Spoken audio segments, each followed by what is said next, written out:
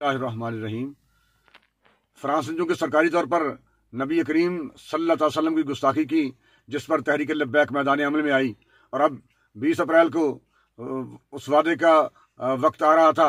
اور اس وعدے کو توڑنے کے لیے، بدعہدی کرنے کے لیے، عہد شکنی کے لیے تم نے تحریک لبیک یاس اللہ کے مرکزی امیر کو گرفتار کر لیا،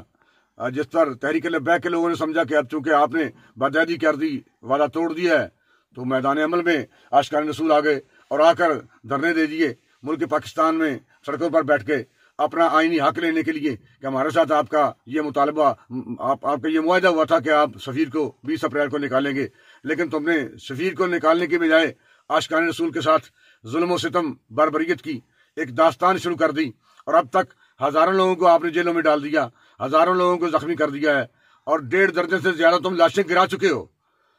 اور اب بھی تم آپریشن کا آرڈر کر رہے ہو۔ یہ ساری کی ساری ذمہ داری حکومت پاکستان اور شیخ رشید تم پر آتی ہے۔ اتنا کرو جتنا تم حساب دے سکو۔ پھر بھی عاشقان رسول کے سینے حاضر ہیں، جتنا تم جبر بڑھاتے جاؤ گے حضور کی عزت اور ناموس پر پہرا دینے کے لیے عاشقان رسول اسی قدر استقامت کا مظاہرہ کریں گے۔ ہم تو حضور کی عزت اور ناموس پر کا تحفظ کرنے کے لیے آخری دم تک تیار ہیں، لیکن تم بھی سوچو کہ جتنا تم ظلم کر رہے ہو اتنا حساب دے سکو گے؟ اتنا کرو جتنا تم حساب دے سکتے ہو۔ عاشقان رسول کے ساتھ ظلم اور بربریت کی داستان اس سے زیادہ رقم کرنے کی کوشش نہ کرو، لیکن یاد رکھو ہمارے سینے حضور کے لیے حاضر ہیں، ہماری گردنیں حاضر ہیں، ہم حضور کی عزت اور ناموس پر پہرا دینے کے لیے ہر لمحہ آخری دم تک تیار ہیں۔ لبیک لبیک لبیک یا رسول اللہ، تاجدار ختم نبوت، زندہ باد زندہ باد زندہ باد۔